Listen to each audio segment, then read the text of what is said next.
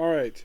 Welcome back to Nick Lenz's Comic Corner, Classic Less Known Classic. This episode number 2836 and Doubleshot number 2730. Two Marvel characters. Well, with name Marvel in their name. First up was a miniseries, Captain Marvel, Dark Tempest. This book was basically, this miniseries was the bridging gap between the Kelly Thompson book, which ended 50, and it was supposed to conclude prior to the start of the Alyssa Wong run. But for some reason, the book was either released a little early, because the last couple issues released this book while the Alyssa Wong book was ongoing. And also, this is the last book you're going to see Captain Marvel wearing this costume. A costume she's worn since 2012. Yes. And no, that's not the place to start when it comes to Captain Marvel. If you want a good place to start her Captain Marvel, read the first trade Kelly Sue Honix that came out in 2012. Not this. Not that book there. Yeah, that's a lie. I don't know what Marvel does that for. They like ignoring previous runs. Like in the case of Guardians of the Galaxy. Oh, start with the Bendis run. I'm like, no! Start with Annihilation. Book is written by Ann Nocenti, artwork by Paolo Vallali. So mostly put, this is basically the whole thing. This book is, well, Carol Danvers versus Nitro. Yep. That's the big premise of this book. Yeah, Nitro's back. He goes to space briefly. Also, the artist gives her a six-pack. I don't have a problem with that. That's perfectly fine with Carol Danvers.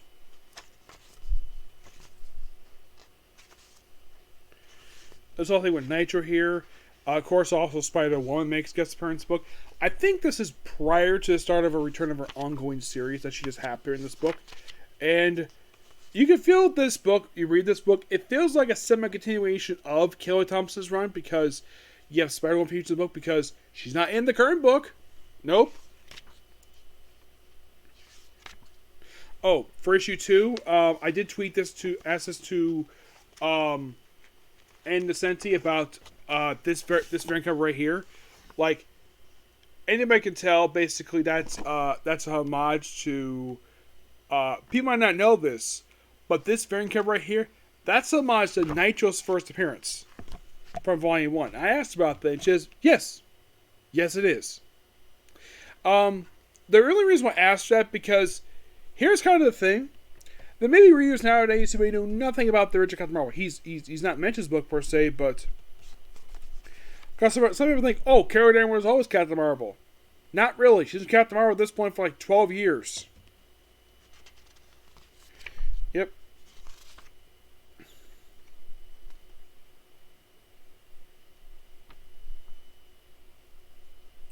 Yeah, of course, police not blaming Spider-Woman for Nitro, of course, has got a new look for this book. Not sure why. Also, he's got a beard and a mullet.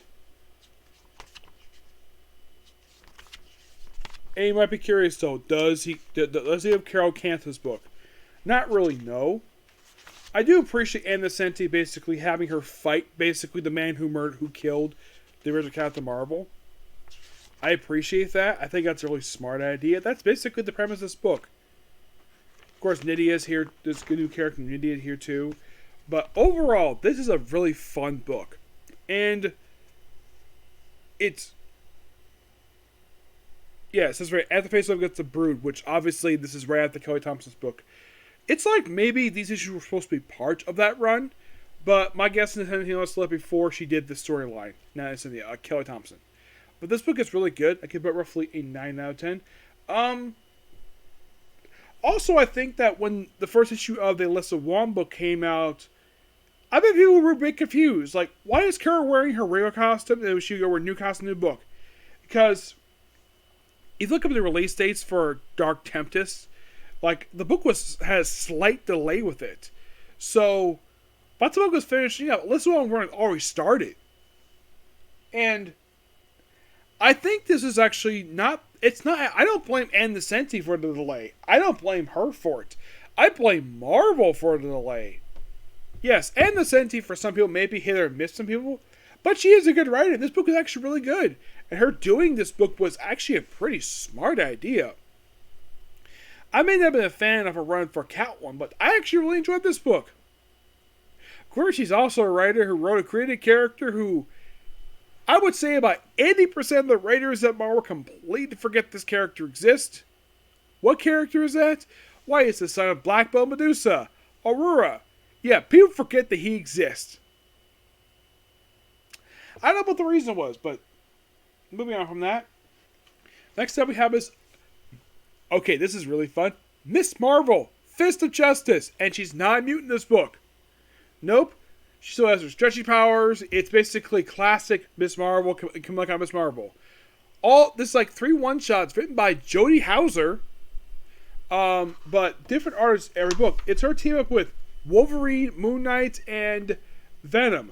Surprisingly, no team up with Captain Marvel this book. You might be thinking, wait a minute, has she done before, where she has a story aside from her guest star appearance? Did she do a team up with Captain Marvel? Yes, in Martin Volume 4. In the issues 5 through 8, she teamed up with Captain Marvel. The first 4 issues teamed up with Spider-Man, which I love the whole idea of those two teaming up. Like, make them a team partner. Make them a team. It's great. I mean, partner her with the originating superhero is a really smart idea, but whatever Marvel pull trigger, who knows? Here's your artist for these issues. The Wolverine team up one is Z. Carlos. Moon Knight is Ibram Robinson. And the Venom one shot is Dave Watcher. So first up we have Wolverine. We have basically, of course we have the Krakoa stuff, which are gone. Yeah, the Krakoa stuff is gone now. We see a flashback to her actual ongoing series, Team Wolverine, when he was wearing this very costume. Those of you who forgot this costume, this is the costume he wore in his 6th volume of the series by Paul Cornell, because he didn't have his healing factor, so he wore this armor, and then he had her work with Wolverine in this book, and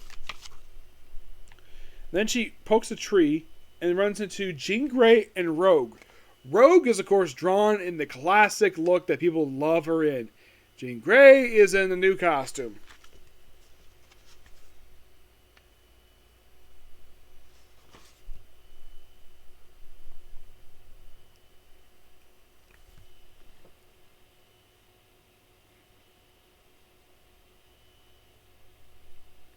Yeah, apparently the reason why she's here because somebody went into a hole for headquarters, which is basically a treehouse. I wonder who came with that idea. Okay, so the X-Men have a headquarters in New York City and a treehouse. What? Like kids? It's a really weird idea. At least Wolverine knows who she is. Find something? Yeah, maybe. Something flew by me, went after the roots. Raw bugs. Anyone use raw bugs? Hey. And of course Wolverine slices it. And of course Rogue's like, nothing over here, folks. They got again. No need, darling. Jean, get ready. Of course, smash it.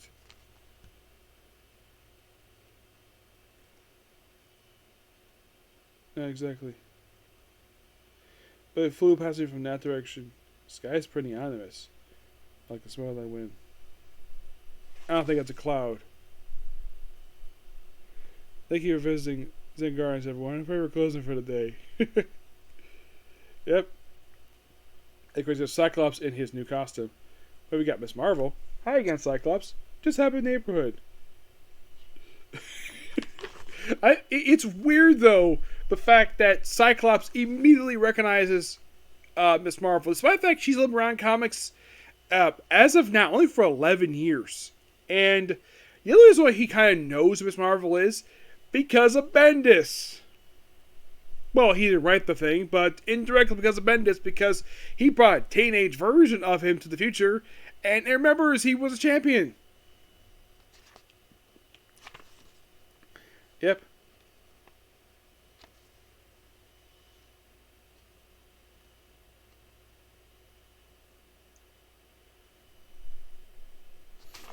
Yeah, and then of course, then Storm shows up in her basic look. She has X-Men Red. So look as gorgeous as ever. Wolverine, of course, is wearing the ugly John Brown costume. I've never been a fan of this costume, so I get some people are not a fan of it, but I really enjoyed the team up of this one. And then the very next one is like, oh, let's deal with Moon Knight. Except it's a Jed McKay Moon Knight, which I love that. And you have her just visiting the Midnight Mission. And you have him sitting in his chair, cross-legged. He's like, so what, Brit? He's like, so basically this is what he does. Okay? What business brings you to my establishment tonight? Seriously. Him and his Mr. Knight outfit. Except, yeah. It's a great team up. I love the fact these two team with each other. I mean, it's a very interesting one per se. This stuff with Lightning here. And then we have Moon Knight. And of course, you also have Hunter's Moon, who was a doctor in this book. And eventually, Venom gets dragged in this fray because of all the symbiotes. Because, of course, it does.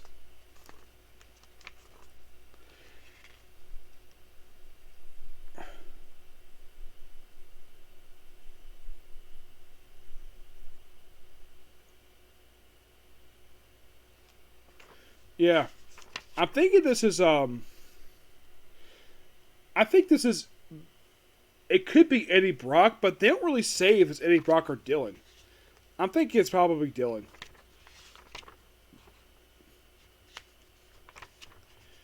Yeah. Though she doesn't know that, of course. But I do enjoy this book. This book is just fantastic. Give this book roughly a... No, I'm going to give it a 10 out of 10. This book was really fun. Jodi Arias, of course, does a great job writing Miss Marvel, but I kind of wish she would do, like, here's the weird thing with Camilla. Like, after this, like, she gets, like, 2 limited series, and then she gets recently an annual, and that's been it for her. No, seriously. New Mutant, Mutant Menace, and the end that came recently. That's all she's had recently. And you're like, really? Yes, really. Because Marvel and the Infinite Wisdom decided to turn her into a mutant. All because I'm thinking like, okay, some girls apparently are like, ew, stretchy powers. Yeah, she can stretch, but she can also grow big freaking fists. She can grow giant size. It's not just stretchy powers. It's like we gotta go off the freaking TV show, which I've never seen, by the way. I heard the actress is really good. Show was just. I heard that some people like the show very much. People like the actress. Yep. But yeah, that's particularly a particular view. Please be sure to like, comment, subscribe, turn notifications, and do hit the like button. Next up, basically, we're doing the Gokai Tribute episodes. Okay? Next view. Bye.